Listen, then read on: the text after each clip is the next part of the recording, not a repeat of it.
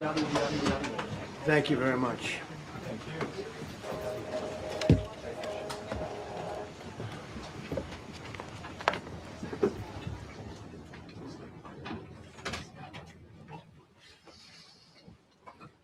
you. It's a great honor to be with you, and happy Easter. We had a great Easter. This is one of our better Easters, I think, in a lot of different ways. I can say militarily, it's been one of the best. So, good afternoon. We have quite a bit to discuss. We'll go into pretty good detail, and we have the people that are most involved. We'll give you exactitude. And we're here today to celebrate the success of one of the largest, most complex, most harrowing combat searches. I guess you would call it a search and rescue mission ever attempted by the military.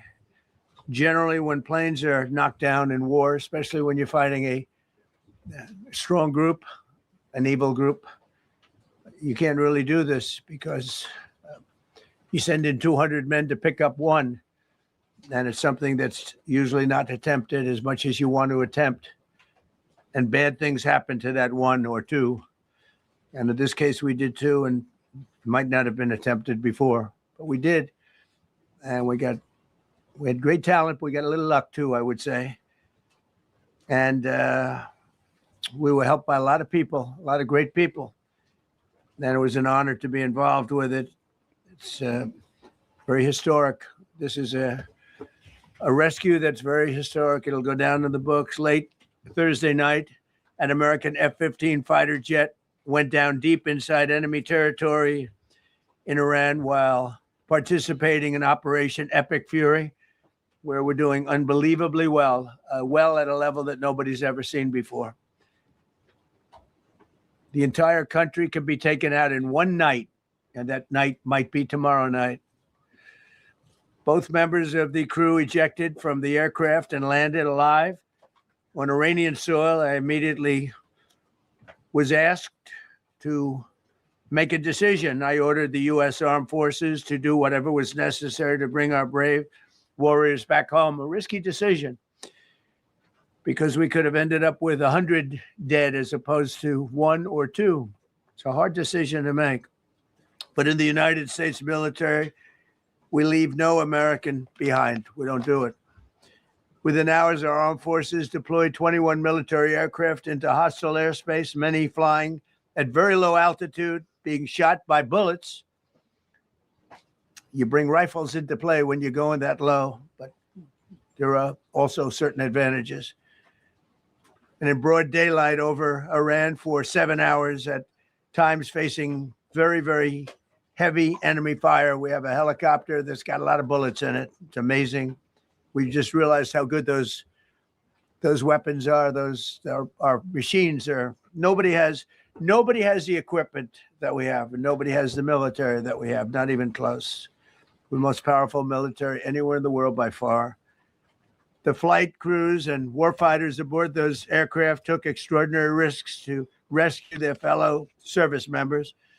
This first wave of search and rescue forces successfully located the pilot of the F-15, and he was extracted from enemy territory by an HH-60 Jolly Green II helicopter. Fabulous machine as our warriors faced gunfire at very close range. It's amazing that when you look at the machinery, what happened, that nobody was even injured.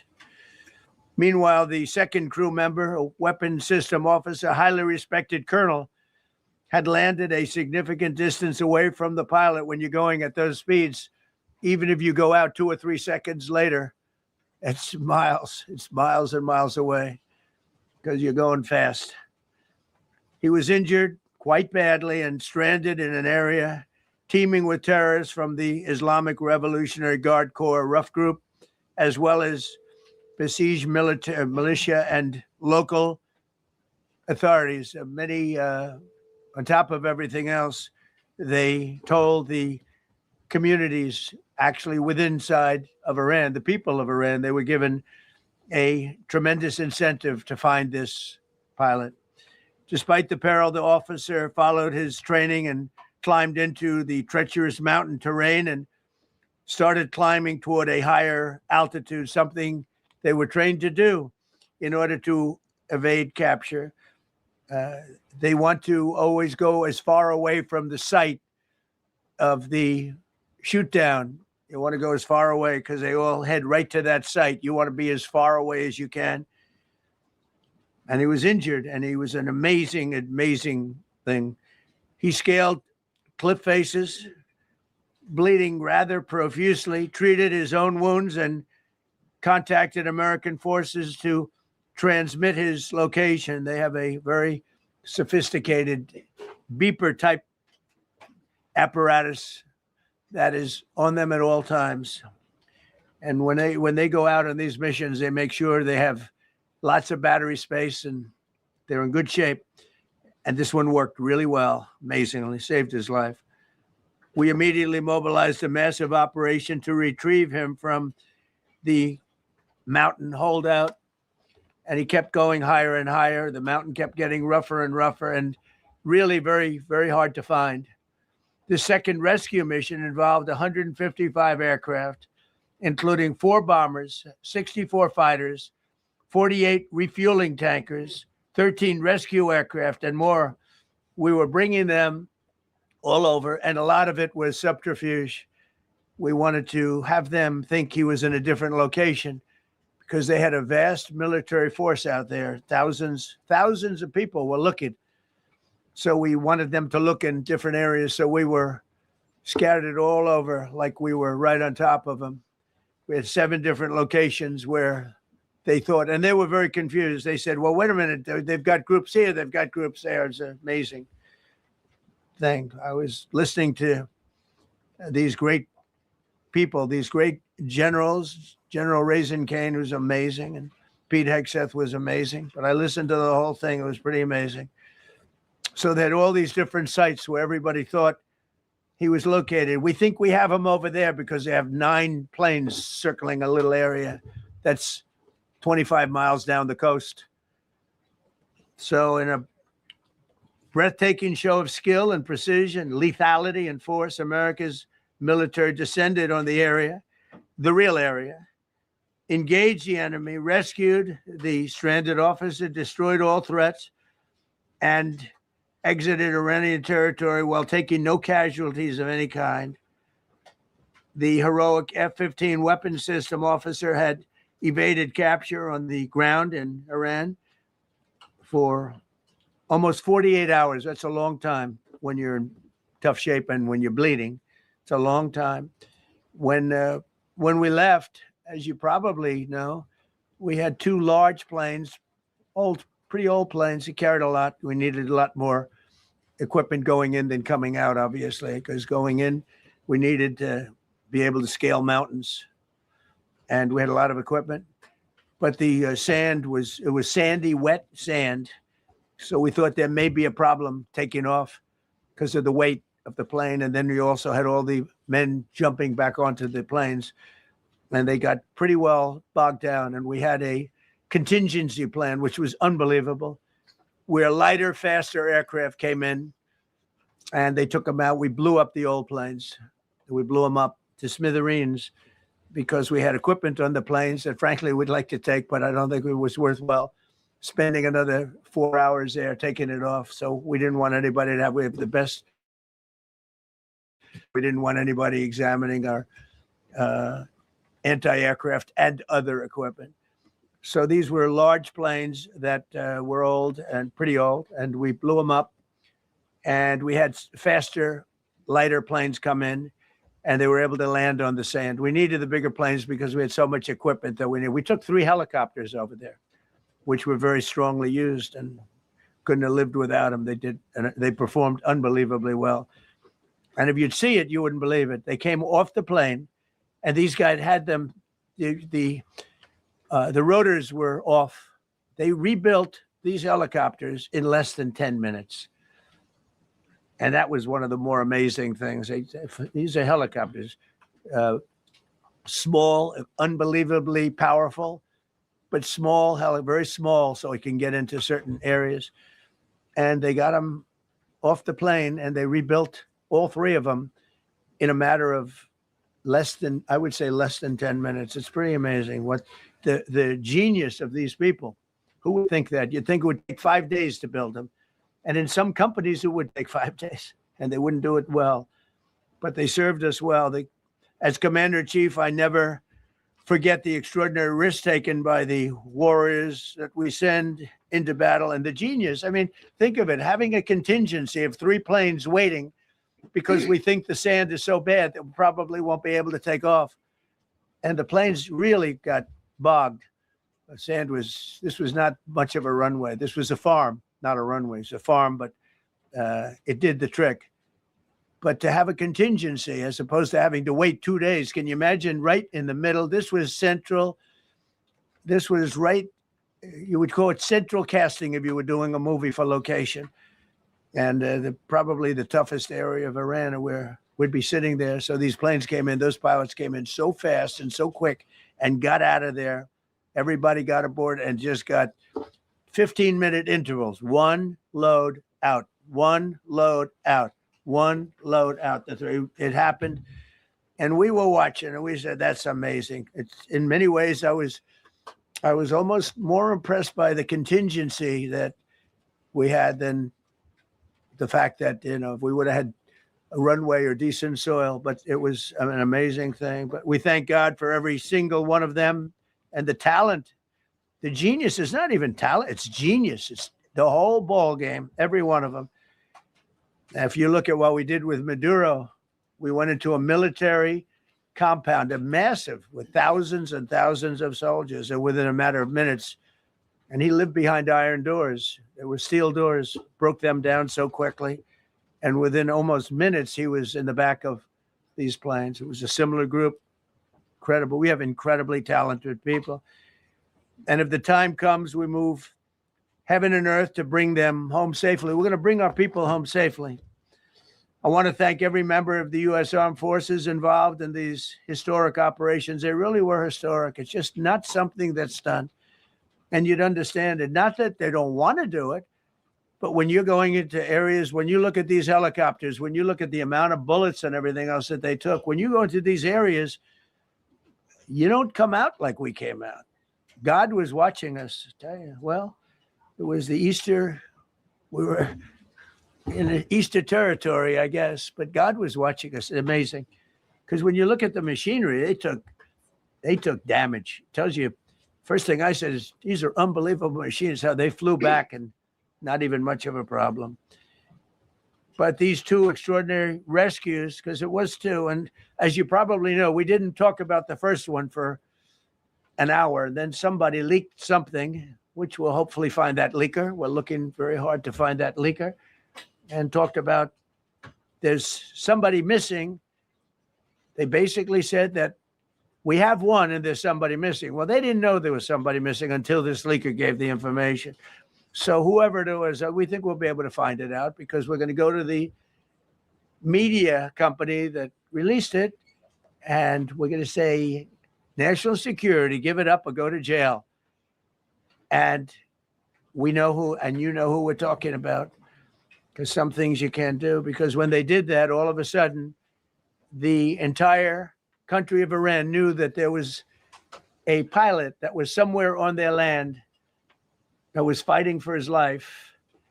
And it also made it much more difficult for the pilots and for the people going in to search for him. All of a sudden, they know that there's somebody out there. They see all these planes coming in. It became a much more difficult operation because a leaker leaked that we have one, we've rescued one, but there's another one out there that we're trying to get.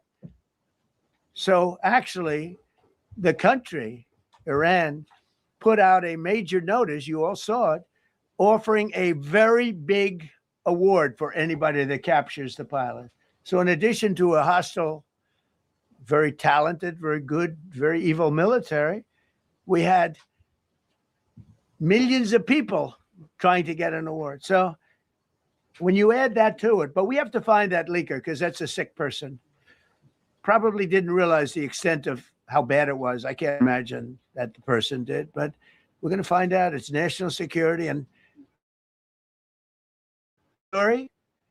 will go to jail if he doesn't say. And that doesn't last long. And I think everybody would understand it. They put this mission at great risk.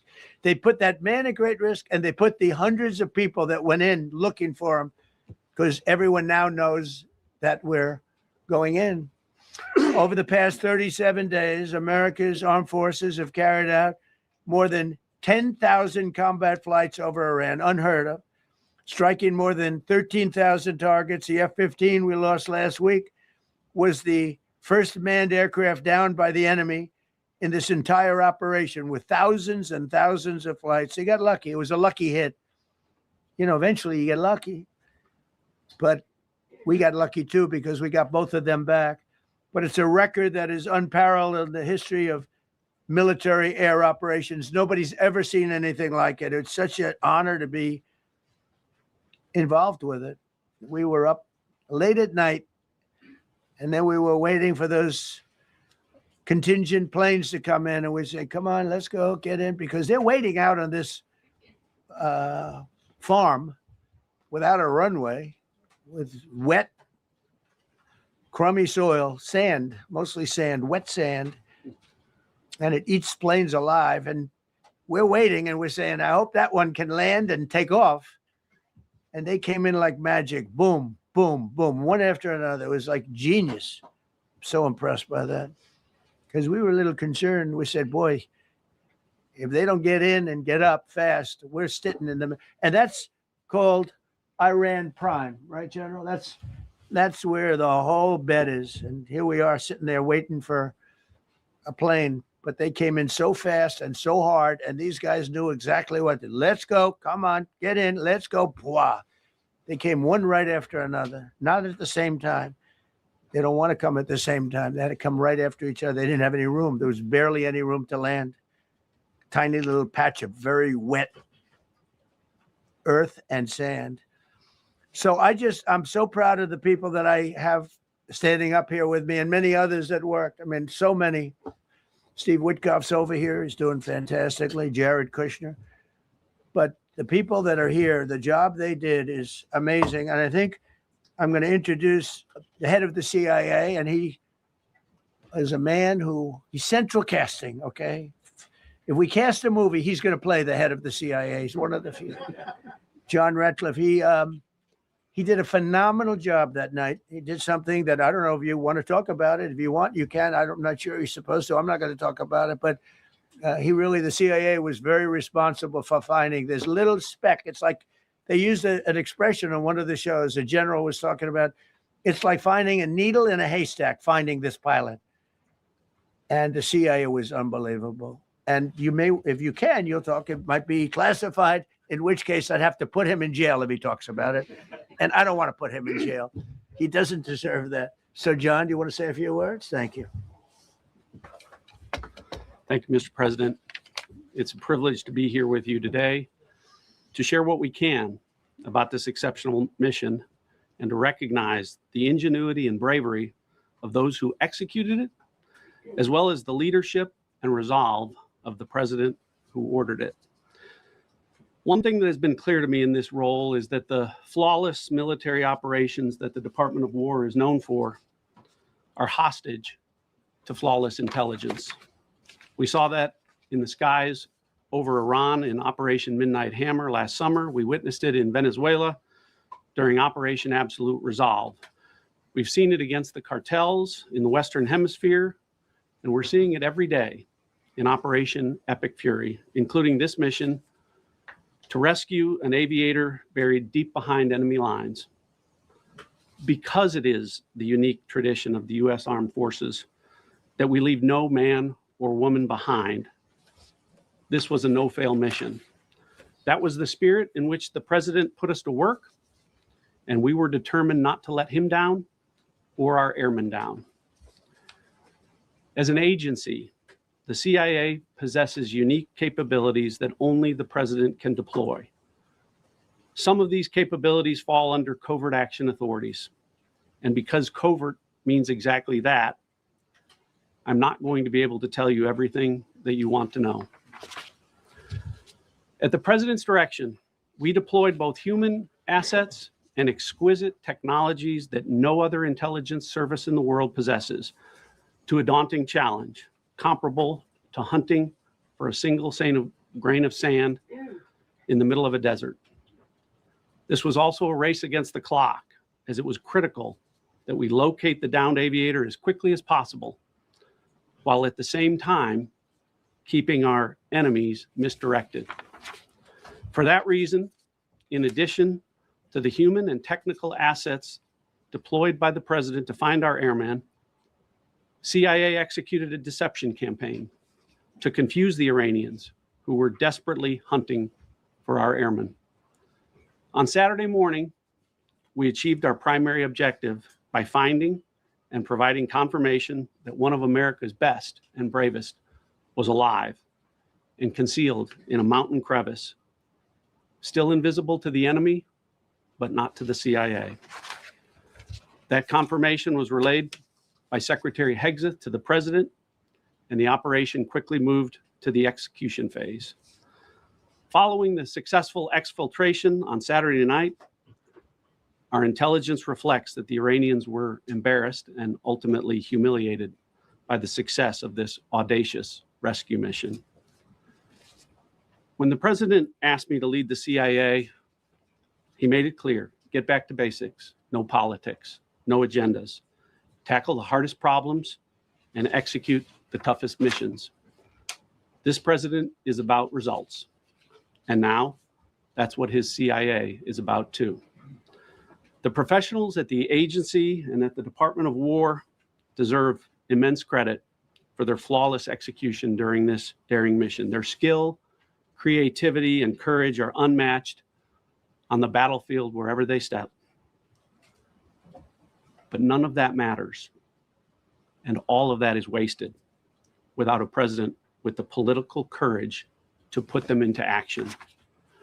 Mr. President, I've had the privilege of seeing you act with political courage in the best interest of the United States up close on a daily basis, and I'm grateful that this successful mission has given the American people a window into that as well. The Secretary and Chairman will tell you that our service members' confidence is boosted by a Commander-in-Chief who has their back the same way they have yours. And I know that the confidence of CIA's officers is boosted by the knowledge that their work is informing a president who's not afraid to make the hardest decisions when the stakes are highest. And to the American people, your confidence should be boosted by knowing that the security of the nation is in the hands of a president who's willing to take on problems that have confounded both sides of the political aisle for nearly half a century. It is an honor to serve under a leader who just proved that you can believe him when he says, no matter what, we will leave no one behind. We will come for you. Thank you. Thank you.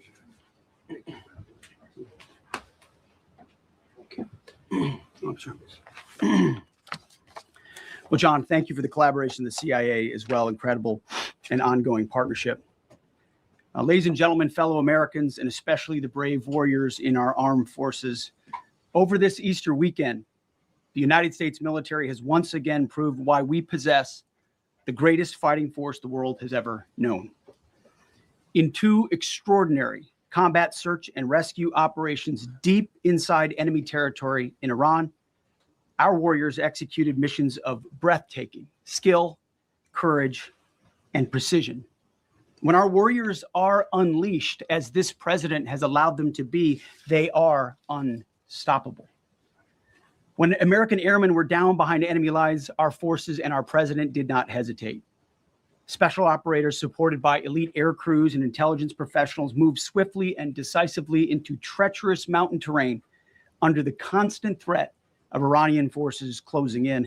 Ultimately, it was an impotent Iranian threat. And today, as the CIA director mentioned, Iran's military, and we know this, is embarrassed and humiliated, and they should be. Now, these are not routine operations. They were high-risk, high-stakes missions conducted in the heart of enemy territory. This was not just barely into Iran. This was deep into Iran. involving coordinated strikes to suppress threats, deception tactics to protect our teams, and full synchronization across air, ground, and special operations. The Iranians are still asking themselves right now, how did the Americans do this? One downed airman evaded capture for more than a day, scaling rugged ridges while hunted by the enemy. When he was finally able to activate his emergency transponder, his first message was simple and it was powerful. He sent a message, God is good. In that moment of isolation and danger, his faith and fighting spirit shone through. You see, shot down on a Friday, Good Friday, hidden in a cave, a crevice, all of Saturday, and rescued on Sunday. Flown out of Iran as the sun was rising on Easter Sunday. A pilot reborn, all home and accounted for, a nation rejoicing. God is good. Despite incoming fire and unforgiving conditions, our troops brought every American home. No American lives were lost. We leave no man behind, and that is not luck. It's the result of unmatched training, superior technology, an unbreakable warrior ethos, and sheer American grit. Our special operators, pilots, and support crews performed with near perfection under fire, and they were lethal. Just ask any Iranian soldier who dared attempt to get anywhere near that pilot before or during that mission. Death from above. Our troops turned a potential tragedy into a resounding demonstration of American resolve and capability. That's what excellence in uniform looks like. But make no mistake about it, none of this would have been possible without the courageous leadership and ironclad determination of President Donald J. Trump. From the moment our airmen went down, President Trump made it clear we will leave no one behind. The first mission, the first of two, was an audacious daylight thunder run right up the middle. It was authorized in less than 2 hours from that pilot going down when we knew where he was. And it was authorized in the middle of the night because anybody that's worked for this man knows he's up in the middle of the night. Authorized immediately, without hesitation, audaciously. The second mission, as soon as we knew where that pilot was, and John was certainly helpful in that, also executed immediately. You know, I looked up at my screen when the final mission was complete inside our SCIF, our secure facility. And we have a running VTC, a running coordination cell. And the top of it read 45 minutes and 45 hours and 56 minutes. For 45 hours and 56 minutes, we held that call open for coordination. From the moment our pilots went down, our mission was unblinking. The call never dropped. The meeting never stopped. The planning never ceased. The president demanded rapid, decisive action. He backed our military with the full weight of his resolve, refusing to let enemy propaganda or tactical setbacks deter us. His leadership ensured that every lethal and non-lethal resource was brought to bear, that our forces had the authorities and the support they needed to succeed. When the president says he has the backs of our warfighters, he means it. And it means a great deal, and it's a big difference on the battlefield. President Trump understands that peace through strength is not a slogan. It is a doctrine that saves American lives. His unwavering commitment to rebuilding our military and restoring the warrior spirit has paid dividends in missions just like this one. Under his command, America projects power with confidence and brings our people home with victory. And that continues today, by the way. Per the president's direction, today will be the largest volume of strikes since day one of this operation. Tomorrow, even more than today. And then Iran has a choice. Choose wisely, because this president does not play around. You can ask Soleimani, you can ask Maduro, you can ask Khamenei. To those heroes who planned and executed these rescues, your nation stands in awe. I stand in awe. The chairman stands in awe. We all stand in awe of your professionalism and bravery. We serve for you. You embody the very best of America. To the rescued airmen and their families, welcome home. Your courage and endurance, the quiet declaration of faith amid the storm inspires us all. God is good every day.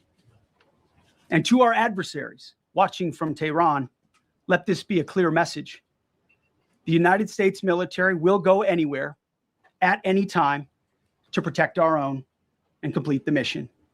We execute with precision. We control the skies. You see, we flew for 7 hours in daylight over Iran to get the first pilot.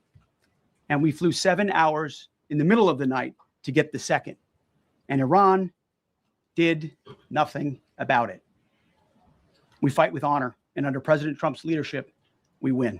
So God bless our troops. God bless President Trump. And God bless the United States of America. Thank you. Well, good afternoon, everyone. Thank you, Mr. President. Thank you, Mr. Secretary. A note before I start, I know many of you want specific details in these briefings. We will share what we can, but I will retain what I must in the event that we have to go do this again sometime. And I cannot stress the importance, as the President said, around operational security. The Secretary and I will do a more detailed briefing tomorrow morning, and we look forward to sharing the details that we can. On Thursday, 2 April at 10:10 p.m. Eastern Time, 4:40 in the morning, local Iran time, the Joint Personnel Recovery Center, which handles the Central Command area of responsibility, declared an isolated personnel recovery event for a U.S. Air Force F-15E Strike Eagle, call sign Dude 44, which was down in hostile Iranian territory. The pilot and weapons system officer had both safely ejected and were isolated behind enemy lines. Following confirmation of active rescue beacons and on the direction of the Secretary and by order of the President, a rescue operation was launched with the stated purpose of bringing both Americans home safely. As the Secretary said, several hours later on the morning after positively locating the front seater, call sign Dude 44 Alpha, and aware of an aggressive ongoing search by the enemy, a U.S. Central Command plan was approved by the Secretary and the President. Shortly thereafter, a U.S. Air Force Combat Search and Rescue Task Force comprised of A-10 Warthogs in their Sandy role, and I'll describe what that is in a minute, HC-130 Combat King 2s, HH-60 Jolly Green 2 helicopters, and Air Force Special Warfare Airmen, a package comprised of combat rescue officers and pararescueman operators, audaciously penetrated enemy territory in broad daylight to find, fix, and recover Dude 44 Alpha from behind enemy lines. This was an incredibly dangerous mission, an incredibly dangerous undertaking, but a filled promise made to every American warfighter that you will not be left behind. We will always come find you, and we will always bring you home. Over the next hours, the Search and Rescue Task Force crossed the beach, entered into Iranian airspace, protected by a fighter strike package, and moved into the objective area, all under fire. En route, as some of you have seen on social media, the helicopters took gas off the C-130s and pressed onward and forward up into the objective area. While this was ongoing and out in front of them, the Sandy flight of A-10s and other remotely piloted aircraft, drones, and other tactical aircraft were violently suppressing and engaging the enemy in a close-in gunfight to keep them away from the front seater and allow the pickup force to get into the objective area. During this engagement, one of the Sandy aircraft, the one primarily responsible for communicating with the downed pilot, was hit by enemy fire. This pilot continued to fight, continued the mission, and then upon exit, flew his aircraft into another country and determined that the airplane was not landable. This was one of our A-10 Sandy aircraft. The pilot then made the decision to eject over friendly territory and was quickly and safely recovered and is doing fine. After picking up Dude 44 Alpha, the HH-60 Jolly Green fight was engaged by every single person in Iran who had a small arms weapon. And one of the aircraft, the trailing aircraft, took several hits. The crew sustained minor injury, and they are going to be fine. A note for those of you that do not know what a Sandy does. Named after the flight call sign that did this very mission in Vietnam, flying A-1 Sky Raiders and A-7 Corsairs. A Sandy has one mission: get to the survivor, bring the rescue force forward, and put themselves between that survivor on the ground and the enemy. They are committed to this. This is what they live for, and this is what they've trained for over many, many years. The A-10 force and the rescue force did a fantastic job rescuing Dude 44 Alpha. He was recovered Friday afternoon. As I said, and the nation needs to know this, this was an incredibly brave and courageous mission, and a testament to the courage, skill, and tenacity of the joint force and our leaders. And especially a daylight option, having the guts to try, means so much to so many. Meanwhile, the backseater, as the president and the secretary have said, had continued to work and survive. Through the hours of daylight, Dude 44 Bravo, the backseater, evaded. Using every means available, the efforts of the United States military, the Central Intelligence Agency, and others were attempting to find and locate with precision Dude 44 Bravo, the backseater. A note on the backseater and the front seater. The single most important contributor to a successful rescue operation is the spirit of attack inside the heart of that downed aviator. Their will to survive, their will to evade, their will to recover is everything. In this case, the backseater's absolute commitment to surviving made much of our efforts possible. On Saturday, 4 April, after establishing positive communications with the backseater, we learned, as the president said, that he was injured and actively evading enemy forces. And thanks to our interagency partners, we were able to get eyes on his location and positively ID him. Throughout this entire time, the enemy force continued to search for 44 Bravo, and the joint force continued to strike them over and over and over again. Fighting off marginal weather in Iran and the enemy's search for a second time on Saturday, at the recommendation of the CENTCOM commander and at the approval of the secretary and the president, we launched a rescue task force to recover Dude 44 Bravo. Again, this came to the president and the secretary for approval, this time with a much larger force package based on the time that the enemy had to prepare to find 44 Bravo. Again, this force was protected by A-10 Warthogs using the Sandy call sign. And this force had one single mission: do everything they can to bring an American home. This meant having a plan, being prepared to execute that plan, and more importantly, being prepared for multiple simultaneous contingencies.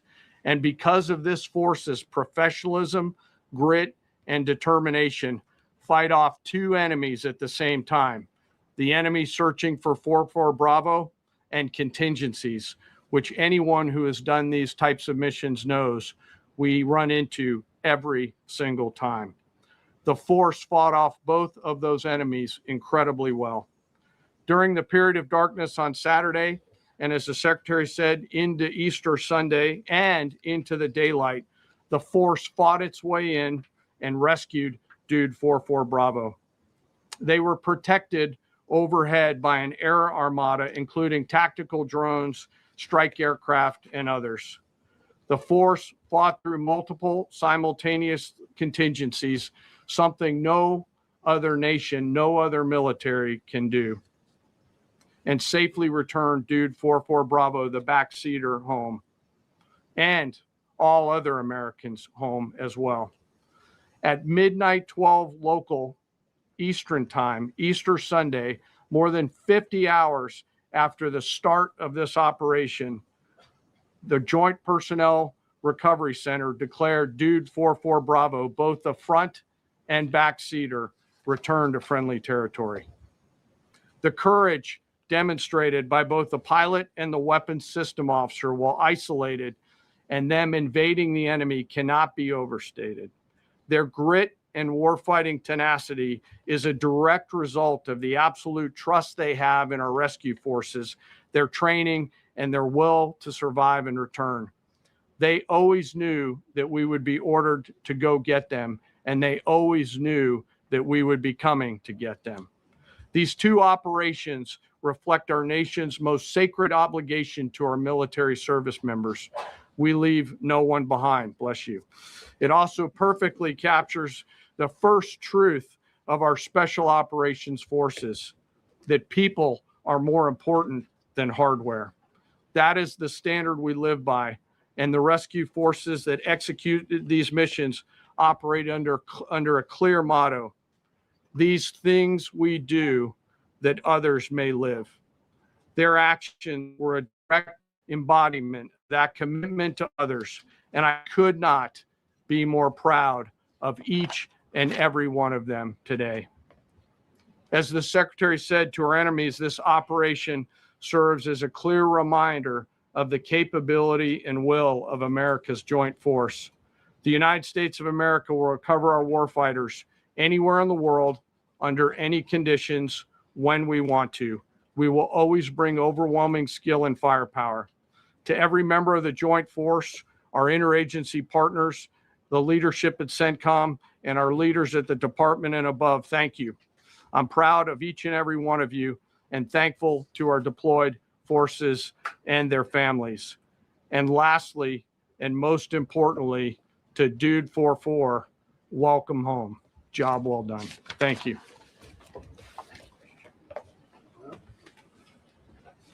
Pretty amazing. Pretty amazing. And these two gentlemen have been, from day one, they've been perfecto. You know, I got to know General Kane in my first term because he was able to take out ISIS in 4 weeks instead of the 4-year projection that was given to me by other much lesser generals. I said, you know, if I ever do this again, that's going to be the head of my Joint Chiefs of Staff. And we worked it that way, didn't we? It's amazing. He took out ISIS. We defeated ISIS in 4 weeks. I was told it would take 4 years. I flew to Iraq to find out with the greatest equipment in the world, why would it take 4 years? And he told me, sir, it won't.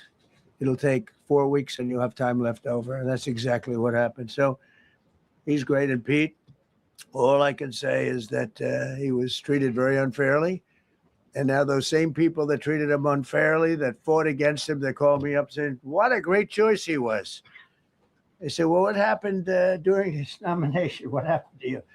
I'm telling you, people that were not for him, senators, friends of mine, sir, I don't think you're doing the right thing. Now they're calling me up. What a choice. These two guys are fantastic. And John Ratcliffe was incredible. It was actually their genius that called us from, he was 40 miles away. And he said, you know, we're seeing something moving up in the mountain. This is at night. And they kept the camera on him for 45 minutes. He wasn't moving. And they said, you know, probably wrong, but we're seeing something moving. This is a vast mountain, vast, thick, with bushes, trees. He said, we see something moving 40 miles away. It was the head of a human being. I'm telling you, it's moving. And then all of a sudden, 45 minutes later, he moved a lot. Stood up. And they said, we have him. And that was really the beginning of something incredible. We had an idea where he was, but not specifically. That's a big mountain. So I want to thank the CIA, too. I don't think they get enough credit for the great job they've done. Yes, please. Thank you very much, Mr. President, for this great opportunity. Country, it has super army. You make a difference, Mr. President. Thank you for your greatest leadership. Thank you. I have 2 quick questions, Mr. President.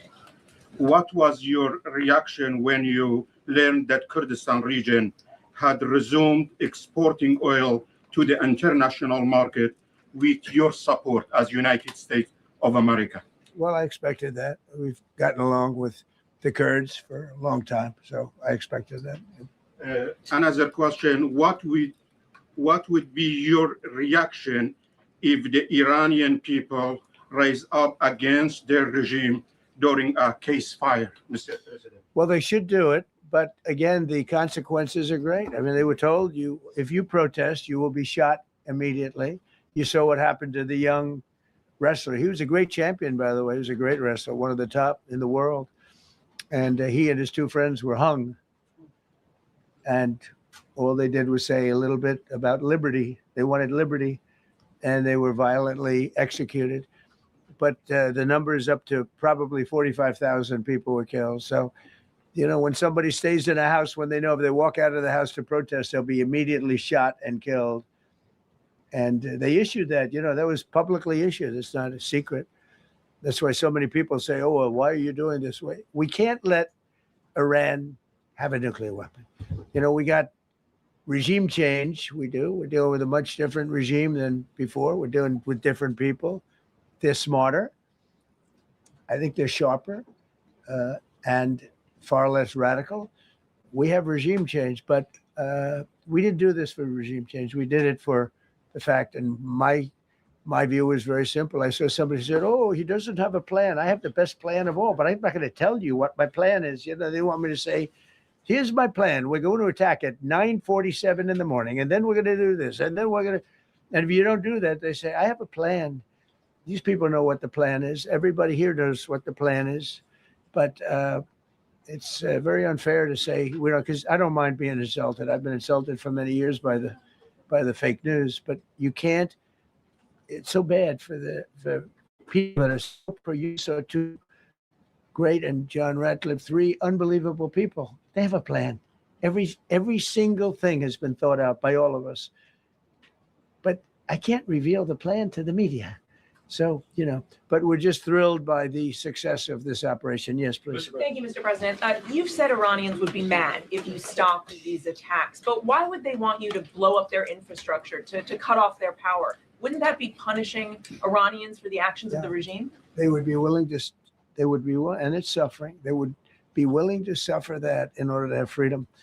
The Iranians we've had numerous intercepts. Please keep bombing. Bombs that are dropping near their homes. Please keep bombing. Do it. And these are people that are living where the bombs are exploding. And when we leave and we're not hitting those areas, they're saying, please come back, come back, come back. These are the people. I don't know what they do. All I can tell you is they want freedom. They have lived in a world that you know nothing about. It's a violent, horrible world where if you protest, you are shot. Remember the great woman protests where they had 400,000, 500,000 women, and they were all enthused and they were going to protest, and everybody said, oh, the regime's going to come to an end. And then all of a sudden, boom, boom, 5, 6 different areas. A woman would go down right between the eyes. They had snipers. They had 5 snipers. That's all it took. And those 400,000 or 500,000 women said, oh my God, what's that? Oh, look over there. What's that? A woman shot right between the eyes. And after 5 or 6 of them go down, then you start hearing the purr through the vast number of people. And then they said, oh my God, who would do that? And they're incredible people, but they've lived so horribly. They've lived so horribly. Iran was a great country. If you go back 25 years ago or so, the Persian people, they're incredible, smart, brilliant, actually.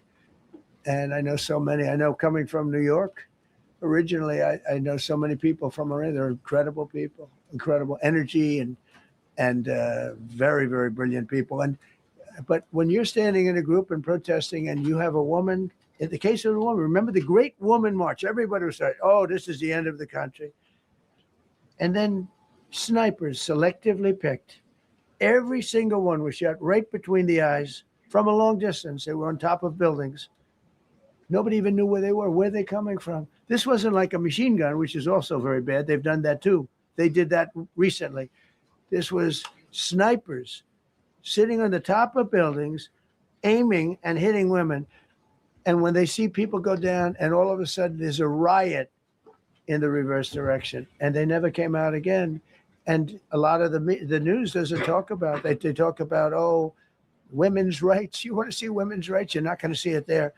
It's amazing when I see some of the stupid people like, AOC plus 3, all that group. They talk about, oh, freedom for Iran. They don't tell you the real facts. Women, men, gays. How about gays for Iran? They kill the gays. They throw them off buildings. So I wonder what's going on. I can only say this. They want us to keep bombing, even if it jeopardizes, because their life is in much greater danger. They want freedom for Iran, but it's very hard for them to protest. I actually tell them, I said, don't go out. I fully understand. Nobody in this room would go out. I don't think there's any, because frankly, it's not a question of bravery. We're all brave, right? You're brave. I'm brave. We're all brave. But we're also intelligent. If you have people shooting at you, expert shots with the best rifles you can get, and hitting you right between the eyes every single time, and you're looking here and you're seeing and you're looking here, you're out of there. I don't care who it is. Please. Mark Meredith, Fox News. I know that. Oh, thank you. How would I know that? Go ahead. America's watching. No, Good job. can we go back to the weekend? First off, was everyone on board with the operation, or were there people that were trying to talk you out of going through with the operation this weekend? Not everybody was on board. Somebody else within No, your- there was military people, very professional, that preferred not doing it. These two were totally on board, which was very important. They weren't, I would have had a little difficulty. But no, there were military people that said, you just don't do this. You don't go into the heart of a very powerful military. This is, hey, you have countries and countries. You have some countries where military is not their strong suit. This whole thing is militarized like nobody's ever seen before. Half the people are wearing uniforms. And we had people within the military. Usually it's not done. That's one of the reasons. I was surprised. Somebody said it's the only time it's ever been done. I said, that's not possible. But it is possible, because you're going into hundreds of thousands of soldiers along the path. I mean, look at some of the helicopters, how they got hit. So, yeah, there were people within the military that said it's a wise. And don't forget, how many men did you send altogether, approximately, for the operation? I'd love to keep that a secret. Okay, well, but I will tell you the number. I'll keep it a secret, but it was hundreds and hundreds of these people. It's pretty good. Is he central casting? But hundreds of people went into this journey. Hundreds of people could have been killed. Forget about the equipment. A lot of equipment. Nobody cares. Hundreds of people could have been killed. So we had people that were within the military that said this is not a wise, and I understood that, but I decided to do it. Was there a point that that you were thinking there's too much on the line, and somebody was saying maybe we abort this now and wait? I mean, given the resource, like the general said, it seemed like there was so much on the line here. You must have been thinking, Well, this could have completely changed. so the first one, which was in many ways as dangerous as the second, I guess it gets, because we're flying over daylight. We're the best at the world at night. We have goggles that we have goggles. I've tried them. They're unbelievable. I see better with the goggles at night than I see without them during daylight. I mean, daylight today, we have a beautiful day. You see just as well with goggles. In many ways, it's enhanced. So we have the best in the world. So it's much safer for us to do it at night, whereas other people, no other country has that capability. They don't have that particular piece of equipment like we do. But when I was told flying and in daylight, I think we flew 7 hours over Iran, and that's a long time, over unbelievably hostile territory where they have nothing but weapons. We took out their anti-aircraft, which is great. We took out their radar, which is great. We took out a lot, but they still have, what hit this one was a handheld shoulder missile, heat-seeking missile. So it's not like, they're totally whatever. But and they have probably a little luck, because you got to get lucky. But they shot it, and it got sucked in right by the engine. But these guys were out of there. They were great. Their timing was great. But no, I was told that this is a very a dangerous mission. I understand. They didn't say it's a foolish mission. They said, you know, we're going to be sacrificing hundreds of people do this. This is, I mean, you have tankers that are flying over this area so that because the flight was so long, they had to refuel. It's a very dangerous mission. I just felt it was worth it. If you would have told me that we would have been successful, gotten both, and nobody was even essentially injured, I would have said that would be impossible. Yeah, Bruce. Mr. President, thank you very much. Thank you, sir. Oh, well, I'll come back to you. Okay, thank you. Given that you are handling a more reasonable, less extreme leadership in Iran, what does that mean for the protesters, for the human rights movement in that country after this conflict? Well, I What's think your positive. expectation? Yeah, if they assume control, if we do something and they assume control, I think it's very positive, a big step. I don't think you'd see the radicalization that you have seen in the last. Look what happened. I mean, women are being executed because they're not properly clothed, they say. They're not properly clothed, and they execute the women. They shoot them right on the street. No, you have a much different group of people. Now, I'm not saying we are dealing with them. Essentially, they have till 8 o'clock tomorrow night, Eastern time. But we are dealing with them. I think it's going well. Mr. Witkoff is here, and JD's involved in the dealing.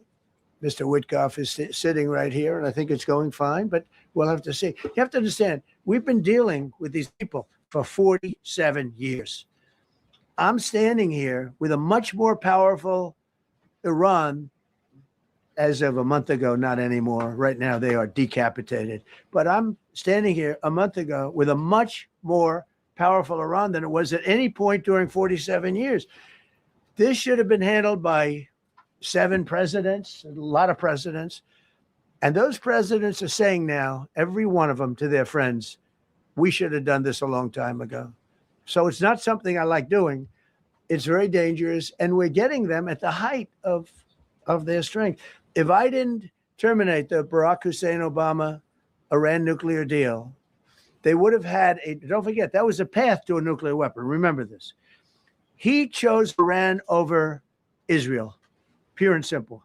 How Israel can vote for a Democrat is if you're Jewish in New York City or any place else in this country, and how you can vote for a Democrat is unbelievable, because he chose Iran, a very hostile Iran. Remember when he filled up a 757 with cash, billions of dollars of cash, and he sent it over to them. Then they gave them tens of billions of dollars. He chose Iran over Israel and really the Arab world, if you look, because, you know, the other Saudi Arabia, Qatar, UAE. I mean, you take a look. I mean, I can add Kuwait and I can add Bahrain and you can add others.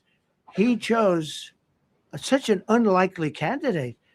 Nobody could believe it. Frankly, if you're going to choose between Iraq and Iran, he should have befriended Iraq. He went in the exact opposite direction of all thinking, and he made a terrible mistake. But that was a road to a nuclear weapon. And when I terminated that, everyone said, oh, he terminated it. It was one of the best things we ever did because he had a road to a nuclear weapon. And it was a very short-term deal. You know, countries don't do 10-year deals. Countries do hundreds of years.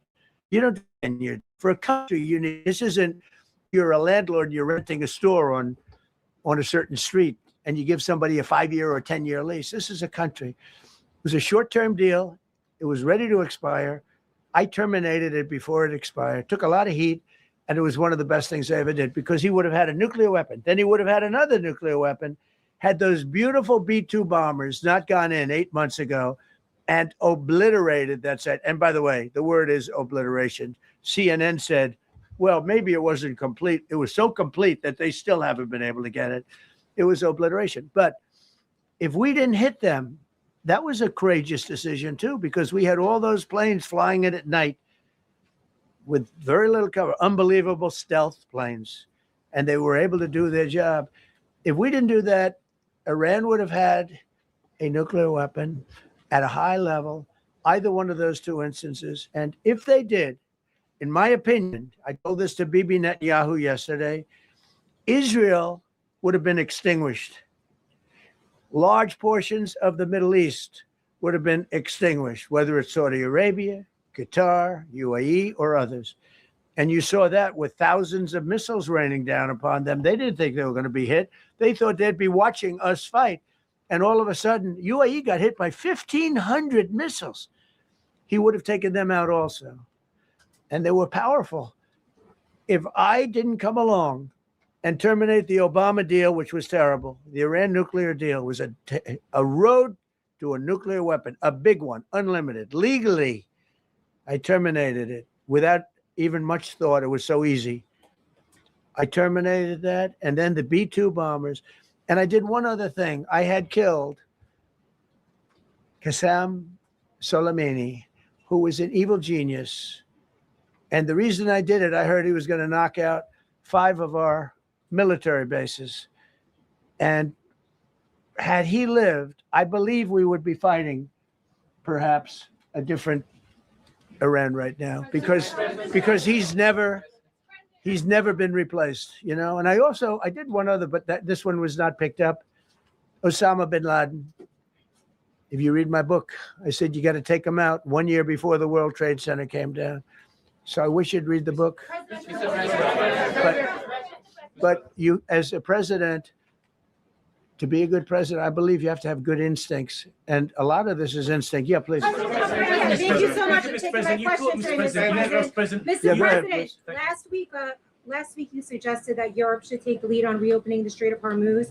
Has circumstances changed now that you're issuing a direct 48-hour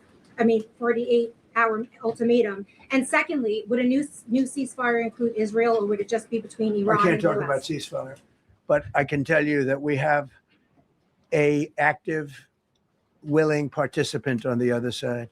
They would like to be able to make a deal. I can't say any more than that. But they'd like to do it. You've listed the goals. Excuse me. Please, go ahead. You've listed Thank the you, Mr. goals. President. Who you with? Who you with? My name is Dia Kurd. I'm with the largest Kurdish media outlet, Rudaw Media Network. It's based in Iran. Go ahead. Mr. President, you said before that you don't want the Kurdish forces to enter Iran and deharm it. Do you still want them to stay away? Or what role do you expect them to play now? I'd rather have them stay away. And then, I'd rather have them stay away because I think they bring with them some problems and some difficulties. And I don't think they bring death. I mean, you know, to themselves. But I'd rather have them stay away. Go ahead. Thank you, Mr. President, for the question. Deliberate attacks on civilian infrastructure violate the Geneva Conventions and international with? law. Who you with? I'm with the New York Times. Zolan from the New York Times. Are you The failing. Are you see concerned- circulation way down at the New York Times? Are What's you going on with concerned it? that your threat to bomb power plants and bridges amount to No, war not at crimes? all. No, I'm not. I hope I don't have to do it. But again, I just said 47 years they've been negotiating with these people. They're great negotiators. Why would that And act not because violate they're not going to international have a nuclear weapon. And if somebody that takes my place someday is weak and ineffective, which possibly that will happen because we had numerous presidents that were weak, ineffective, and afraid of Iran, we're never going to let Iran have a nuclear weapon. And if you think it's okay for people that are sick of mind, that are tough, smart, and sick, really sick, from a policy standpoint, from a any which way you want to say, mentally, these are disturbed people. If you think I'm going to allow them, and powerful and rich, to have a nuclear weapon, you can tell your friends at the New York Times, not going to happen. It means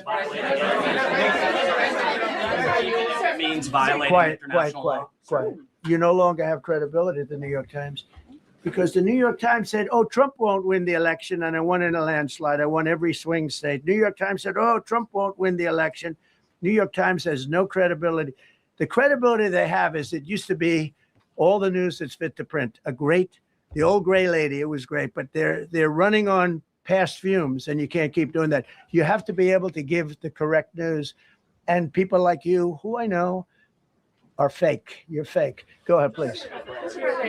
Your messaging on the war has moved from the war is coming to an end to war going to be bombing Iran to the Stone Ages. Right. And we've heard a range of those Sure. kind of messages. So which is it? Are you winding this down Can't tell you. or are you escalating I can't tell it? you. I don't know. I can't tell. Depends what they do. This is a critical period. They have a period of, well, till tomorrow at 8 o'clock. I gave them an extension. They asked for an extension of 7 days, right? I said, Steve, give them 10 days. 10 days is up actually today. So I gave them 11, I guess, indirectly. I thought it was inappropriate the day after Easter. I want to be a nice person. They have till tomorrow. Now we'll see what happens. I can tell you they're negotiating, we think, in good faith. We're going to find out. We're getting the help of some incredible countries that want this to be ended because it affects them also. A lot of people are affected by this, but we're giving them till tomorrow, 8 o'clock Eastern time. And after that, they're going to have no bridges. They're going to have no power plants. Stone Ages, yeah. Stone Ages. CNN fake news. Are you willing to make a deal that does not include reopening the Strait of Hormuz, or is that now a top priority? I would say it's a very big priority because, see, that's one thing that's a little different than other things. We can bomb the hell out of them. We can knock them out for a loop. But to close the strait, all you need is one terrorist that somehow has a truck loaded with, because you can carry them in trucks, large trucks, a water mine, drop them in the water. And now you tell people that own ships that cost $1 billion to don't worry about the mine. You can do that even just by saying we put mines in the water. So it's not like the rest. We can knock out their military. We already have. We've knocked out their Navy. We've knocked out their Air Force completely. We've knocked out 158 ships in 3 days. We've knocked out even their mine droppers. They don't have any mine droppers anymore, but they put them on other boats and they could drop them. I'm not even sure they have any mines there, by the way. I'm not sure. I'm personally, they say there might be 8. I don't know. I think there might be none because they're very good bullshit artists. That's why for 47 years they've been bullshitting other presidents and done the job. And people are living in hell. You live in that country, they're living in hell. No, I think that 47 years of this stuff is long enough. They're at the weakest point they've ever been. They have no Navy, they have no Air Force, they have no anti-aircraft weaponry, they have no radar, they have no communication. In fact, the biggest problem we have in our negotiation is that they can't communicate. I said to Steve, what are they saying? Sir, they can't communicate. They have no method of communication. So we're communicating like they used to communicate 2,000 years ago with children, bringing a note back and forth. They have no communication. But all I want to see is I want to have a safe world. And you're not going to have a safe world. Israel will be gone. The Middle East will be gone. And then they're coming for Europe. And I have to tell you, I'm very disappointed in NATO. Very. I think that NATO, I think it's a mark on NATO that will never disappear in my mind. You know, they're coming to see me on Wednesday. They're going to say, oh, we'll do this, we'll do that. Now they all of a sudden want to send things, you know. But they said it loud and clear at the beginning. When I spoke to UK of all, I would have said they would have been the first because they're the oldest. And I say, yeah, I'd love to have a little help. He said, no, sir, we'd rather wait till you win. I said, I don't need help after we win. They have 2 old broken aircraft carriers, barely work. I said, I guess we can use them. Who the hell knows? I called the general. He didn't even want them. He said, we don't really need them. We got the SS Abraham Lincoln, sir. We don't need them. You know, we have, in terms of technology, we had one day 101 missiles going at 2,700 miles an hour aimed at the Abraham Lincoln. 101 missiles. Out of 101 missiles, 101 missiles were shot down. Unbelievable technology. 10 years ago, 5 years ago, I don't know if that would have been possible, but 10 years ago, that wouldn't have been possible. 101 missiles heading to a ship that's not that far off the coast. And out of the 101 missiles, we shot down all 101. We have weaponry. The Patriots are unbelievable. We have weaponry that's unbelievable. Yeah. Go ahead, please. Thank you, Mr. President. You said earlier today during the egg roll that you would like to take Iran's oil. but Americans want U.S. forces home. Correct. What's that If trade-off? I had my Does it choice, take too if I had my much time? choice, yeah, because I'm a businessman first. With Venezuela, as you know, the war was over in about 45 minutes. And we have great people running Venezuela, very good people. I mean, the relationship is good. And we are a partner with Venezuela. And we've taken hundreds of millions of barrels, hundreds of millions, over 100 million barrels already is in Houston, refined and out, and paid for that war many, many times over, many times. You know, the old days, to the victim. Okay, you know that. To the winner belong the spoils, go the spoils. And I've said, why don't we use it? To the victor go the spoils. And we don't have that. We haven't had that in this country probably in 100 years, because even the Second World War, you look at the Second World War, we didn't have it with the Second World. We helped rebuild all those countries. We rebuilt Germany. How about Germany telling us that, well, it's not their war. We had nothing to do with it. They wanted me to go and tell them everything I was doing. We didn't know anything about it. Well, if I would have told them, they would have leaked it, and we wouldn't have been nearly as successful, possibly, right? But to the victor belong the spoils. So we haven't heard that in, I think, maybe hundreds of years. Now with Venezuela, and we, just so you understand, the people of Venezuela, they say if I ran for president of Venezuela, I'm polling higher than anybody has ever polled in Venezuela. So after I'm finished with this, I can go to Venezuela. I will quickly learn Spanish. It won't take too long. I'm good at language. And I will go to Venezuela. I'm going to run for president. But we're very happy with the president-elect that we have right now, the people that are running it. If you remember Bush with Iraq, they fired the generals, they fired the police, they fired the people that worked in their equivalent of the White House. They fired everybody. And you know what they had? They had a mess. And you know what happened? ISIS formed. Those generals and those soldiers got together. The police got together. They all got together. They formed ISIS. Not going to happen with us. So Venezuela has been an incredible situation. We went in. We were very successful. Military power like nobody's ever seen. The general, Venezuelan general, said, I was on that site. I said, I've never seen ferocity like that. I've been doing this for 40 years. He said, I've never seen it. They hit us from 17 different, they were all set.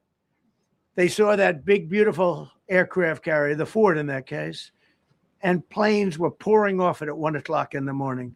So typically when you see that late at night, you know, you could be in trouble, right? And we were all ready. They had their equipment. It was Russian. And they had Chinese equipment. It was all set. They were going to give us a fight. He said, and then they came, and they came at speeds like we've never seen. And they came at 17 different angles. The general and his people, that was a lot of angles. They hit him from every angle. He said, we knew it was over in 3 minutes. We were waiting for them. Their equipment didn't work. And there's a reason it didn't work. Someday we'll explain that to people. They pressed the button. Nothing happened. They pressed it again and again. Nothing happened. And he said, we knew this whole thing was over in 3 minutes. We've never seen any, he used the word ferocity. The ferocity of these planes from 17 different angles. And it was over. They went inside. And remember, that was on a military base with thousands of soldiers. And those soldiers looked and they said, get the hell out of here. Thousands. We didn't have thousands. We had like 200 people. So we have a great military. And I'll tell you what, somehow this rescue captured the world's attention, more so than normally. You're talking about two people. But this rescue captured the world's attention. But we did it in Venezuela. That was amazing. And now we have a very bad man in prison and going to trial. I mean, he released, aside from the drugs, which he was terrible, Maduro released hundreds of thousands of people from jails into our country. Drug dealers, murderers, the worst people in the world were released into our country because we had a stupid president who probably didn't know. And we had a border czar who never went to the border and never once called our great border patrol agents, right? Not once, Kamala. She never called the border patrol. She never said, how we doing? I used to call the Border Patrol guys every day. You can ask them, Paul, ask any one of them. Brandon, ask them all the time. How we doing? How we doing? And we now, I'm proud to say, have a totally sealed border. 9 months, nobody is coming through our border. And nobody even tries because they know they're not going to get through. So we don't have caravans anymore. So maybe 1 or 2 more and we'll be done. Mr. President, are you allowed to, or are you willing to end this conflict with Iran charging tolls for passage through the strait? Us charging tolls? Iran. What about us charging tolls? Is that something you're considering? I'd rather do that than let them have them, right? Why shouldn't we? We're the winner. We won, okay? They are militarily defeated. The only thing they have is the psychology of, oh, we're going to drop a couple of mines in the water, all right? No, we have a concept where we'll charge tolls, okay? I thought you meant us. Your question would have been more accurate if you said us. Go ahead. So just to clarify, in order for Iran to successfully meet your deadline tomorrow, do they have to make a deal, open the strait, or both? We have to have a deal that's acceptable to me. And part of that deal is going to be, we want free traffic of oil and everything else. Mr. President, thank you very much. You've said glory be to God in this conflict. Do you believe that God supports the United States' actions in this I do, war? because And have you God sought is his good, direction? because God is good, and God wants to see people taken care of. God doesn't like what's happening. I don't like what's happening. Everyone says, I don't enjoy this. I don't enjoy it. These 2 guys don't enjoy it. You know, people say, oh boy, they're so tough. I don't like seeing people killed. I've ended 8 wars. Nobody's ever done it. The person who won the Nobel Prize came to me and said, you deserve the Nobel Prize. She announced that when they announced, they said, goes to Maria. She's a great person, really a good person. She said, no. This is ridiculous.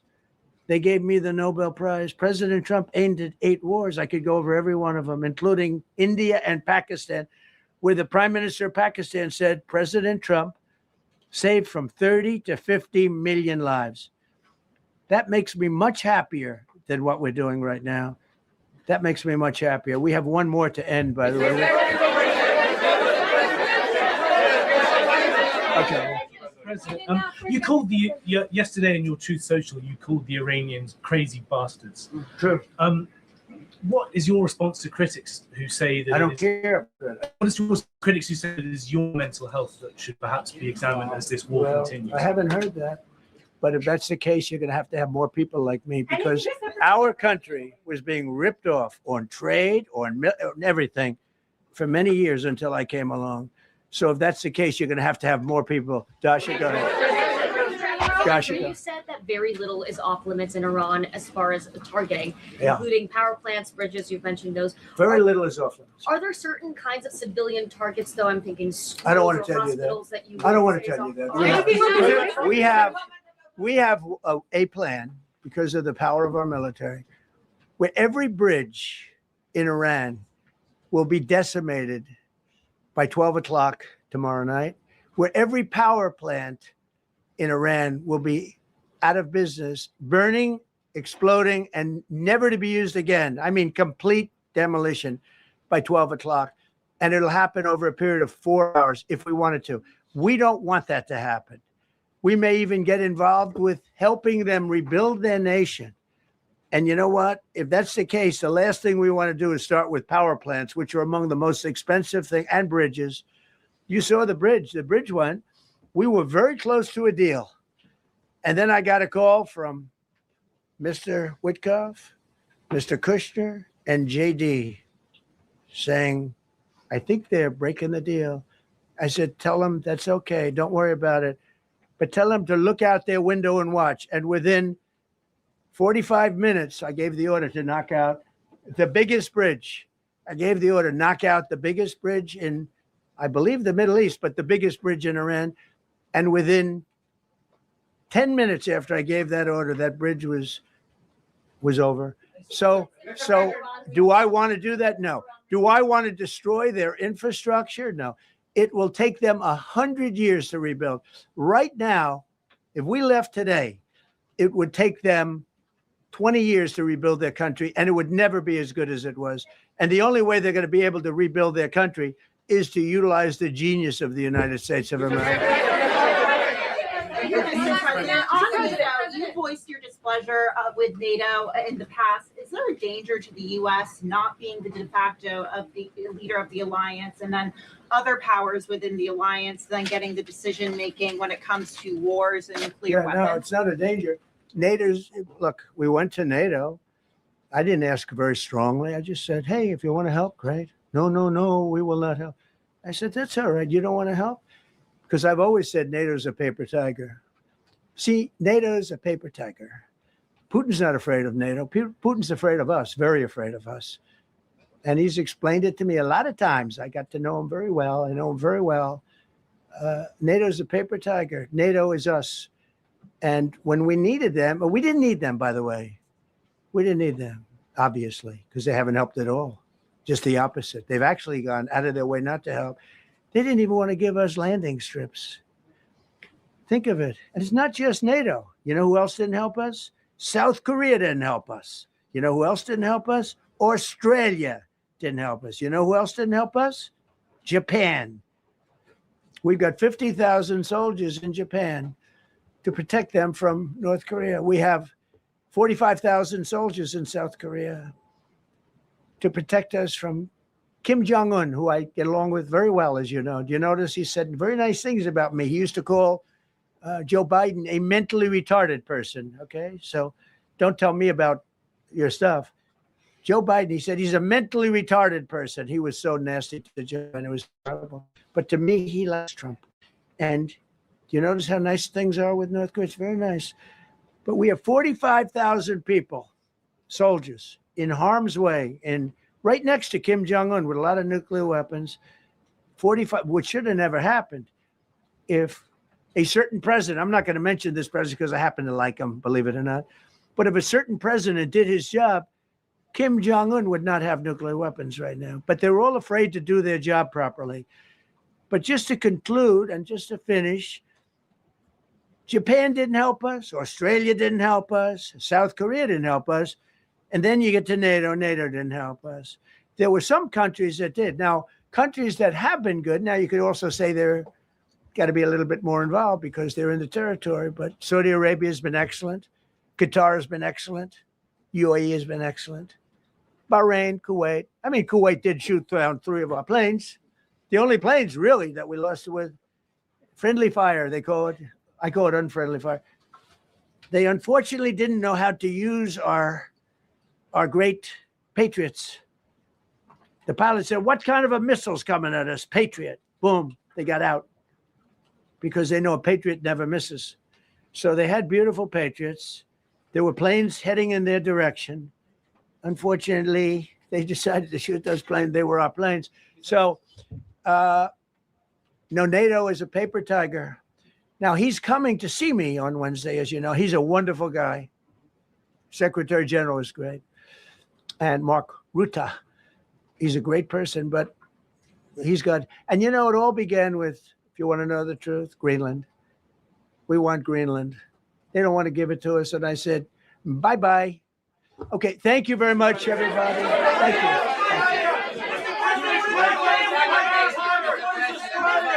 What about rising gas prices for Americans who are concerned? General Jay Howard is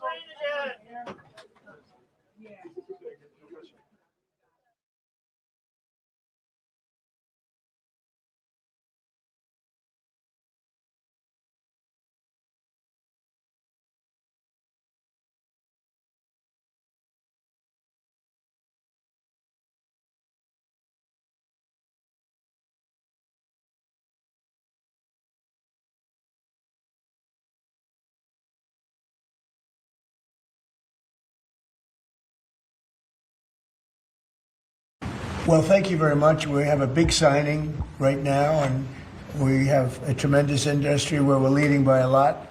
It's the AI, artificial intelligence. I always thought it should be SI, supreme intelligence, but I guess somewhere along the line they decided on the word artificial, and that's okay with me. That's up to them. It's a massive industry. we're leading China, we're leading everybody by a tremendous amount. The electricity is being built by them in every plant. They're building the electricity. We're getting them rapid approvals, but they're spending trillions of dollars, and they can't. Basically, this has a couple of other things that are less important, but one of the things that it has is you have to have a central source of approval. When they need approvals on things, they have to come to one source. They can't go to California, New York, and various other places like Illinois with Pritzker, who's a totally unreasonable person. And they have to have, they're putting all this money in. It's a big part of the economy. And there's only going to be, I think, one winner here. I don't know if anybody agrees with that. I think most people agree, but there's only going to be one winner here. And that's probably going to be the US or China. And right now we're winning by a lot. China has a central source of approval. I don't think they have any approval. They just go and build. But people want to be in the United States and they want to do it here. And we have the big investment coming. But if they had to get 50 different approvals from 50 different states, you can forget it because it's not possible to do, especially if you have some hostile. All you need is one hostile actor and you wouldn't be able to do it. So it doesn't make sense. I didn't have to be briefed on this, by the way. This is real easy business. I mean, this is simple. We're taking in trillions of dollars. We're taking in tremendous amounts of countries, jobs, everything's coming in. Now, just to get off AI for a second, auto plants are being built at levels that we've just about never seen before. We had our auto industry was decimated. 56% of our auto industry left our country over the years. It was at one point 100%, and then it got shriveled down, and really we lost a lot. And now because of tariffs, which have been so incredible, we've taken in hundreds of billions of dollars, and we're bringing back our factories. We're bringing back everything. It's we've never been in a position like this. Our stock market today was, well, I saw it a few hours ago, but a few hours ago it was way up, and we hit a new high for the 52nd time in 10 months. We have an all-time high stock market, and it's all reasons. A big reason was the election November 5th, and another big reason, and maybe the biggest reason, but maybe not, because without the election this wouldn't have been done because people don't know how to do it.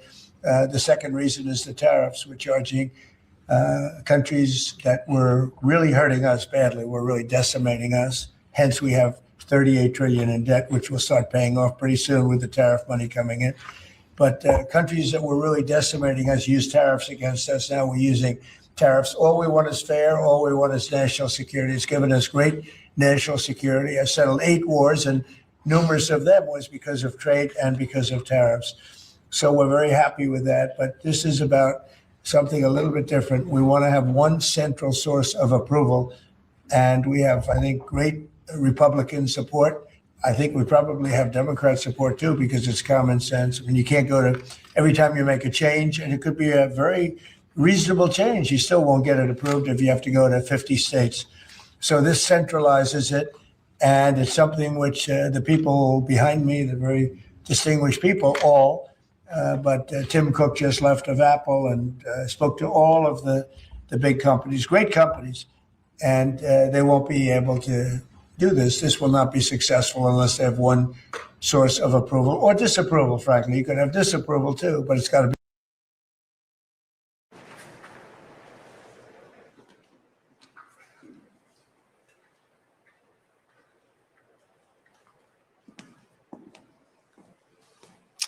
Thank you very much. My fellow Americans, good evening. Let me begin by congratulating the team at NASA and our brave astronauts on the successful launch of Artemis 2. It was quite something. It will be traveling further than any manned rocket has ever flown and will very substantially pass the moon, go around it, and come back home from a distance that has never been done before. It's amazing. They are on the way, and God bless them. These are brave people. We want to God bless those 4 unbelievable astronauts. As we speak this evening, it's been just 1 month since the United States military began Operation Epic Fury, targeting the world's #1 state sponsor of terror, Iran. In these past 4 weeks, our armed forces have delivered swift, decisive, overwhelming victories on the battlefield. victories like few people have ever seen before. Tonight, Iran's navy is gone. Their air force is in ruins. Their leaders, most of them terrorist regime they led, are now dead. Their command and control of the Islamic Revolutionary Guard Corps is being decimated as we speak. Their ability to launch missiles and drones is dramatically curtailed, and their weapons, factories, and rocket launchers are being blown to pieces. Very few of them left. Never in the history of warfare has an enemy suffered such clear and devastating large-scale losses in a matter of weeks. Our enemies are losing in America, as it has been for 5 years under my presidency, is winning, and now winning bigger than ever before. Before discussing this current situation, I also want to thank our troops for the masterful job they did in taking the country of Venezuela in a matter of minutes. That hit was quick, lethal, violent, and respected by everyone all over the world. After rebuilding our military during my first term, we have by far the strongest military anywhere in the world. And now we're working along with Venezuela and are, in a true sense, joint venture partners. We're getting along incredibly well in the production and sale of massive amounts of oil and gas, the second largest reserves on earth after the United States of America. We're now totally independent of the Middle East, and yet we are there to help. We don't have to be there. We don't need their oil. We don't need anything they have, but we're there to help our allies. Tonight, I want to provide an update on the tremendous progress our warriors have made in Iran and discuss why Operation Epic Fury is necessary for the safety of America and the security of the free world. From the very first day I announced my campaign for president in 2015, I have vowed that I would never allow Iran to have a nuclear weapon. This fanatical regime has been chanting death to America, death to Israel for 47 years. Their proxies were behind the murder of 241 Americans in the Marine barracks bombing in Beirut, the slaughter of hundreds of our service members with roadside bombs. They were involved in the attack on the USS Cole, and they carried out the countless other heinous acts, including the just horrible, bloody atrocities of October 7th in Israel, something that most people have never seen anything like it. This murderous regime also recently killed 45,000 of their own people who were protesting in Iran. 45,000 dead. For these terrorists to have nuclear weapons would be an intolerable threat. The most violent and thuggish regime on earth would be free to carry out their campaigns of terror, coercion, conquest, and mass murder from behind a nuclear shield. I will never let that happen, and neither should any of our past presidents. This situation has been going on for 47 years and should have been handled long before I arrived in office. I did many things during my 2 terms in office to stop the quest for nuclear weapons by Iran first, and perhaps most importantly, I killed General Qasem Soleimani in my first term. He was an evil genius, brilliant person, a horrible human being, however, the father of the roadside bomb, and he lived just horrible what he did. Iran would have been perhaps in far better, stronger position. Had he lived, we would have had probably a different conversation tonight. But you know what? We'd still be winning and winning big. And then very importantly, I terminated Barack Hussein Obama's Iran nuclear deal, a disaster. Obama gave them $1.7 billion in cash, green cash, took it out of banks from Virginia, D.C., and Maryland, all the cash they had. He flew it by airplanes in an attempt to buy their respect and loyalty, but it didn't work. They laughed at our president and went on with their mission to have a nuclear bomb. His Iran deal would have led to a colossal arsenal of massive nuclear weapons for Iran, and they would have had them years ago, and they would have used them. Would have been a different world. There would have been no Middle East and no Israel right now, in my opinion, the opinion of a lot of great experts. Had I not terminated that terrible deal, I was so honored to do it. I was so proud to do it. It was so bad right from the beginning. Essentially, I did what no other president was willing to do. They made mistakes, and I am correcting them. My first preference was always the path of diplomacy, yet the regime continued their relentless quest for nuclear weapons and rejected every attempt at an agreement. For this reason, in June, I ordered a strike on Iran's key nuclear facilities, an Operation Midnight Hammer. Nobody's ever seen anything like it. Those beautiful B-2 bombers performed magnificently. We totally obliterated those nuclear sites. The regime then sought to rebuild their nuclear program at a totally different location, making clear they had no intention of abandoning their pursuit of nuclear weapons. They were also rapidly building a vast stockpile of conventional ballistic missiles and would soon have had missiles that could reach the American homeland, Europe, and virtually any other place on Earth. Iran's strategy was so obvious. They wanted to produce as many missiles as possible, and they did, with the longest range possible. And they had some weapons that nobody believed they had. We just learned that out. We took them out. We took them all out so that no one would really dare stop them. And their race for a nuclear bomb, a nuclear weapon like nobody's ever seen before. They were right at the doorstep. For years, everyone has said that Iran cannot have nuclear weapons, but in the end, those are just words if you're not willing to take action when the time comes. As I stated in my announcement of Operation Epic Fury, our objectives are very simple and clear. We are systematically dismantling the regime's ability to threaten America or project power outside of their borders. That means eliminating Iran's Navy, which is now absolutely destroyed, hurting their Air Force and their missile program at levels never seen before, and annihilating their defense industrial base. We've done all of it. Their Navy is gone, their Air Force is gone, their missiles are just about used up or beaten.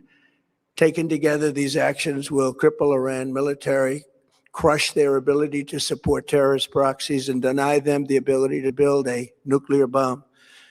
Our armed forces have been extraordinary. There's never been anything like it militarily. Everyone is talking about it. And tonight, I'm pleased to say that these core strategic objectives are nearing completion. As we celebrate this progress, we think especially of the 13 American warriors who have laid down their lives in this fight to prevent our children from ever having to face a nuclear Iran.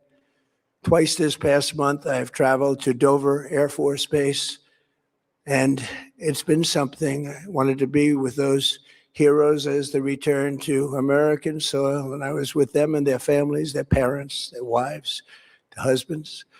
We salute them, and now we must honor them by completing the mission for which they gave their lives. And every single one of the people, their loved ones said, "Please, sir, please finish the job," every one of them. And we are going to finish the job, and we're going to finish it very fast. We're getting very close. I want to thank our allies in the Middle East, Israel, Saudi Arabia, Qatar, the UAE, Kuwait, and Bahrain.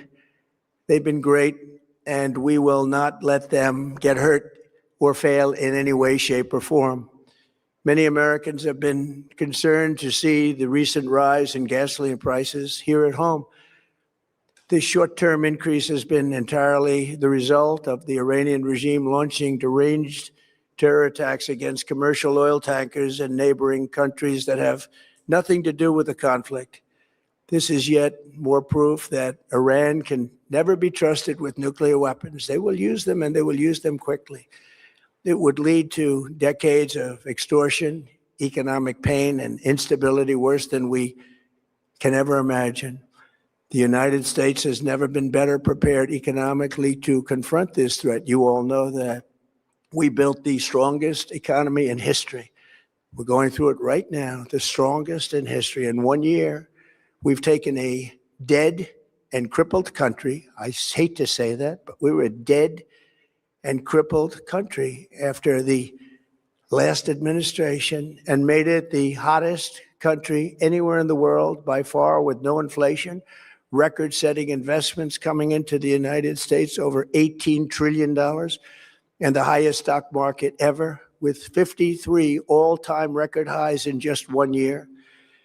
It all positioned us to get rid of a cancer that has long simmered. It's known as the nuclear Iran, and they didn't know what was coming. They've never imagined it. Remember, because of our Drill Baby Drill program, America has plenty of gas. We have so much gas. Under my leadership, we are #1 producer of oil and gas on the planet, without even discussing the millions of barrels that we're getting from Venezuela.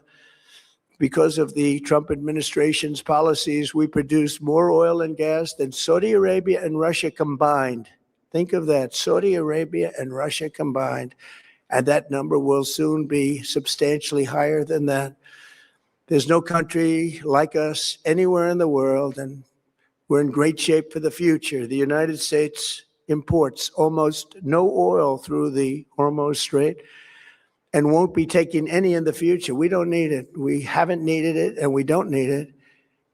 We've beaten and completely decimated Iran. They are decimated, both militarily and economically and in every other way. And the countries of the world that do receive oil through the Hormuz Strait must take care of that passage. They must cherish it. They must grab it and cherish it. They can do it easily.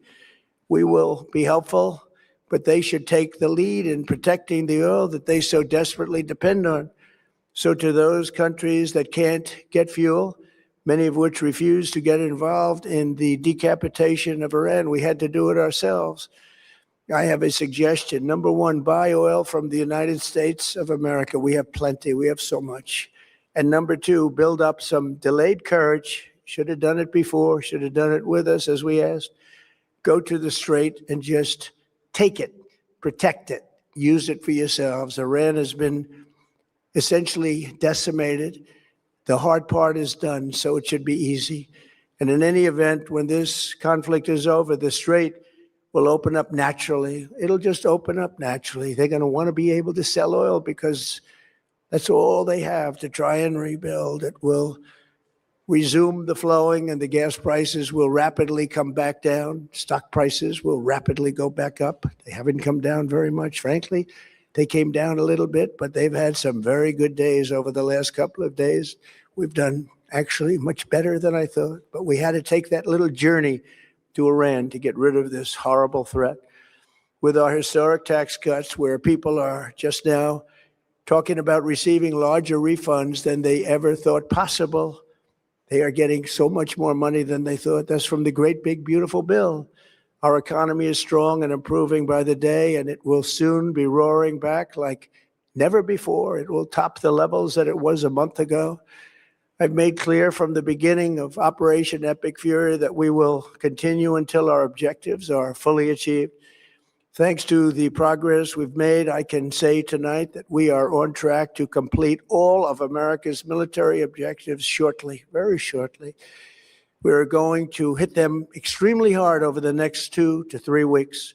We're going to bring them back to the Stone Ages where they belong. In the meantime, discussions are ongoing. Regime change was not our goal. We never said regime change, but regime change has occurred because of all of their original leaders' death. They're all dead. The new group is less radical and much more reasonable. Yet if during this period of time no deal is made, we have our eyes on key targets. If there is no deal, we are going to hit each and every one of their electric generating plants very hard and probably simultaneously. We have not hit their oil, even though that's the easiest target of all, because it would not give them even a small chance of survival or rebuilding. But we could hit it, and it would be gone, and there's not a thing they could do about it. They have no anti-aircraft equipment. Their radar is 100% annihilated. We are unstoppable as a military force. The nuclear sites that we obliterated with the B-2 bombers have been hit so hard that it would take months to get near the nuclear dust. And we have it under intense satellite surveillance and control. If we see them make a move, even a move for it, we'll hit them with missiles very hard again. We have all the cards, they have none. It's very important that we keep this conflict in perspective. American involvement in World War I lasted 1 year, 7 months, and 5 days. World War II lasted for 3 years, 8 months, and 25 days. The Korean War lasted for 3 years, 1 month, and 2 days. The Vietnam War lasted for 19 years, 5 months, and 29 days. Iraq went on for 8 years, 8 months, and 28 days. We are in this military operation, so powerful, so brilliant, against one of the most powerful countries for 32 days. And the country has been eviscerated and essentially is really no longer a threat. They were the bully of the Middle East, but they're the bully no longer. This is a true investment in your children and your grandchildren's future. The whole world is watching, and they can't leave the power, strength, and brilliance. They just can't believe what they're seeing.